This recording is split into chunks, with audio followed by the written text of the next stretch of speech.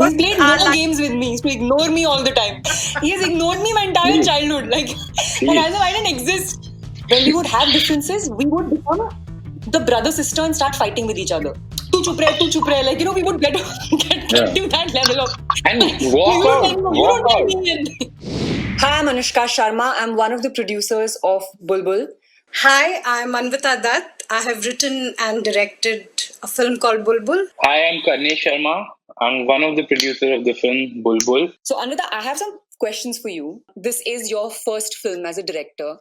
You've been a writer of some incredible movies in the past and a lyricist as well. But I want to ask you, why Bulbul? Why did you choose a story about a chudel, and what does a chudel really mean to you? So actually, I think for me, it was a story about every girl, because we are conditioned to be nice.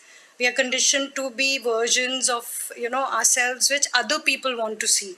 Actually, initially, it wasn't really for the world or anything. I just wanted to tell a story about owning yourself up and saying that this is who I am, what broken bits and all, and you have to be comfortable with who I am. So just accepting yourself, and that's where I think that's where the power lies, when we girls especially, because we're conditioned to be other people's idea of ourselves. So it started off like that, but essentially I was just telling a fable, because that's what I love. Reading that, I've grown up on that. I'm at heart a small town girl, and especially in small towns, you'll always hear these myths and legends. Acha, don't go to that tree. There's a chudel on the tree. Don't go at night. Don't cross that forest. Us khet se nahi jana. Wahan pe koi attack kar dega. Lion hai. Yeah, like Dadi Maa ki stories. Exactly. So I want to tell those, जो रात को छत पे मंजी बिछा के, what your nani used to tell. I wanted to tell a story like that. I wanted to spin a yarn like that. Yes, it is inherently about girls growing up, girls figuring out who they are, but I was having fun. And because I had so much fun, I had decided, oh, you know what, I'm not going to give, because I was a commissioned writer till then, but I had so much fun writing it that I was like, I'm going to direct this. I'm not giving this to anybody. Yeah, and so, I mean, in a way that, you can even say that maybe being a chudel is just symbolic of how women are expected to be, and anything deviant of that gives you all sorts of names. Exactly. We catch little girls and say, she's a chudel, because she's not behaving the way she's supposed to. Patriarchy doesn't support it in that sense. Like a set way of, because whatever you're comfortable with, like their image, whatever image you're comfortable seeing.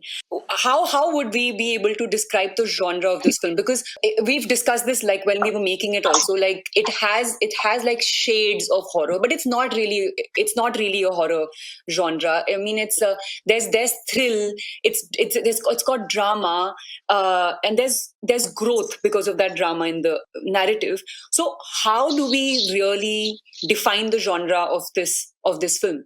I think it's a fairy tale in the old sense of the word, not the Disney running through the daisies fairy tale. Fairy tales were cautionary tales. They told you deep, dark, layered stories, and generally about girls. And that is what I think this is. This is a fairy tale in the old sense of the word. It's yes, it has got supernatural part to it, and that's what is fun and mysterious and all of that. It's not horror. The horror is not in the supernatural part. Yeah, it's every. The horror is more in what's happening. Like which is what I love about horror. Like people normally think horror means jump scares and shadows and bhoot and ghosts and this and that, but it's not, right? Sometimes even actions are horrific, and just things which are scary, whatever, just like horror the people, horror people's action. Horror, besides human nature, so I think that's the other beauty of the film, which I think people will discover when they watch it. But I think we can also say maybe it's like a drama thriller, because it's got that thrill. It's there's so many things unfolding in the narrative of the film. You are wondering what's happening in the story, because there's that doubt as Element to of what is going mystery, on. yes. So one can say it's a drama thriller also. Karnesh, we've only been defining genres with a lot of films that we've produced. Yeah, Karnesh and me, which is we have a good because commonality. it's kind of again breaking the stereotypes. So we are Churel Exactly. in our own Which way. is Bulbul, yeah. Yeah, you can't say it's this or it's that. Ultimately, films are stories, right? I mean, they're beautiful stories. And why do they have to be categorized and typecast into anything? Life is not like that. So Now the fun part of it. There have been strange things which have happened. It's a strange story at times. I would not say supernatural, but unnatural incidents which have happened to us. So I think it would be great if you could throw light on couple of those spooky incidents which we experienced while we were making the film, and how bizarre it was, and how bizarre it had connections to the story we were talking about, or we were telling rather. There are quite a few, but I'll just stick to a couple and I'll tell you about those. So we were shooting in this forest for the fairy tale part, for the whole supernatural mystery part of the film, of the Chudel and everything. And we'd gone through many forests, and finally we found a place that we were all happy with. My DOP was happy, I was happy, my action director was happy. We were like, okay. And I was like, this looks and feels like that spot where that churel would exist. This is that forest. So there was one particular tree which I called the hero tree. Chudel tree, And, yeah, the hero tree. Yeah. And I was like, this is the one that we're going to use and all of that. Except when we went over there, under the tree, there was like almost like rangoli. There were these red and white circles, and there were dried flowers lying over there. And I asked somebody from production that this place is used a lot for shoots, and they said yes, lots of shoots happen. So I immediately assumed that, oh, maybe some serial has been shot and that kind of a setup is there. So I said, just make sure that it's cleaned up for us when we come and do our test shoot. Sure enough, it was removed. When I landed up for the shoot, I suddenly saw on the fringes, corner of my eye, I saw some villagers suddenly coming, running, and having this agitated conversation with the production people. So I thought, okay, maybe some villagers are taking offense that we're shooting near the trees. So then I went and said, listen, tell them the trees will not be harmed. I love trees. I'm not going to do anything to harm the trees. I'm just shooting here. And then the production manager said, ma'am, you will not believe what these people have just come and told us, what they're stressing about. I said, what? He says, I'm not lying to you. You have to first believe me. I said, what? He said, I'll call the villager. So then he called the villager, and they said that in that forest, there is a churel. And this is her tree. So once a year, there was a particular auspicious date that they do a puja over there. And that puja had just happened, just when I came and locked the night before I came and locked the location, that I'm going to shoot here. And call it superstition, call it a fairy tale, but it happened. And nobody, before that, we were in that location for a long period of time. We were there for 2 weeks, I think, or about that. And before that, you would have, and we were shooting night, so you would have crew, roaming around at night, not bothering. Trust me on that, after that day, nobody was seen roaming around alone. There were people in groups. And so it was very funny. Every time there was a rustling in the trees, it was almost like even actors, never mind if the camera is rolling, they'd all be looking frightened. So like that, there are many stories, lots of little spooky stories connected to the film. Anushka, Karnesh, this is your my first film and your first collaboration with Netflix on a feature film. So could you tell me how has it been for you? What was the experience like to work to create a film for an OTT platform like Netflix? What do you think this interesting wave is about, that making so many films now? All OTT platforms are pursuing this. Netflix is aggressively pushing films. So what's your take on that?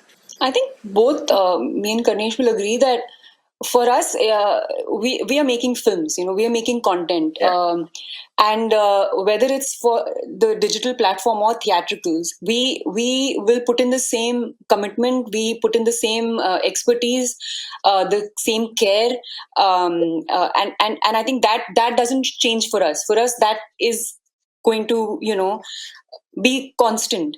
What's interesting with a platform like Netflix is that it just helps us, producers like us, filmmakers like you, writers, to just the ability to explore topics and stories in a way that you can't with a theatrical, because with theatricals there is that sort of pressure of box office.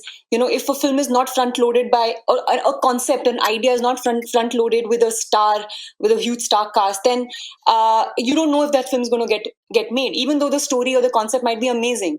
Whereas you can do that with a platform like Netflix, and it reaches out like globally, across like the whole world at that point, and you have that audience who wants to sample great content. Like, that's what they are here for.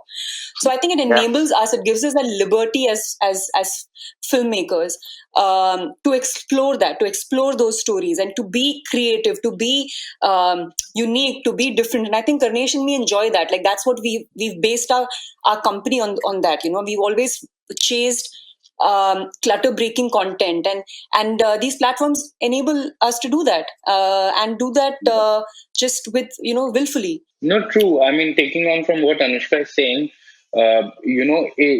Netflix is making it possible for stories which are unique and at times considered risky in the conventional storytelling platforms or manner. They're enabling the filmmakers to do that. And I also truly believe that, now a film can be cross cultural. It's just not confined to a particular region. They reach out Yeah. to 130 million people in Yeah. 200 odd countries. So there is no pressure for anybody to watch the film. Your film is still on the platform 1 year after the release. People from different parts of the world can discover it at various times. Genre Yeah. like ours, research shows that it's very popular with Spanish speaking people. Latin America is a big consumer of this. So now we can actually have our film without being pressurized that by Monday the fate of our film is decided. Yeah. uh, True. be there and be comfortable. There is no pressure of watching the film immediately, and I think that's what truly is amazing with OTT platforms, especially Netflix, that they have the guts to support material like this, and they really Yeah. back you Yeah. to the end to put your Yeah. material and take your vision. So that's very heartening for filmmakers. We, like Anushka said, for us, a film Yeah. is a film. The basic idea of a film or any basic idea of the story is to reach out. And I think this reach is unparalleled. And honestly, with Netflix, it's really been a creative collaboration and truly fruitful one. True. Yes. And I just don't, I'm not just saying this because our film's coming out. Genuinely, it's been that process. So yeah, so looking forward to exploring more stories. So actually, I love this. I love the little jugalbandi that you guys just did. He played Our no games with me. He used to ignore me all the time. Nothing. He used to like. He has ignored me my entire Please, childhood. Like, and please. also I didn't exist. He used to ignore me in school also. Like, I'd be like, oh, my big That's brother, it. my big brother. I would tell my friends, Yeah. oh, look, Karnesh, my brother, my brother. And he would just walk past me like I was not there. Yeah, and now the karma is taking it back. I keep telling people, look, my sister, she's on the billboard and she's like, yeah. So yeah, Okay. life Actually, is funny. he ignores me also. That's just him. But what I Yeah, was saying is that what I was coming to was that it's lovely to see this conversation and this. You both are so on the same wavelength as producers. You are. It's a high stress job. It's a very creative job. You're picking up very. stories. You're deciding on what to produce, what not to produce, how it should go, who's the director, who's the crew, everything. There's so many elements that are decided on a daily basis by a producer. And now there are two of you. So how does it work? What if, are there any creative differences ever? If so, then how do you guys handle it? How does it work? Because right No, now it looked there like are. There are many. I think with any partnership, with any journey, it takes time for you to kind of understand each other, grow with each other. I think it's been nothing different with Anushka and me. I think we've taken our time, we've had our differences internally. It's not like we would say that it's been hunky dory all the time, but we've had testing times as individuals because apart from liking same materials, we do also have different perspectives about the same material at times. So I think Even after you it's like the same thing, you know? yeah, Yeah. yeah. I think it's what has helped is that there is tremendous love for each other and that we are family, and nothing can change that. No, I mean, I think it's as only natural, you know. I mean, if we did not have differences, then I think that would be far more unnatural. So we've yeah. had those differences, and like he said, we've had that journey where we've learned to work through those differences. Because what used to happen is in the beginning, because also we've been doing this for like what 6, 7 years now.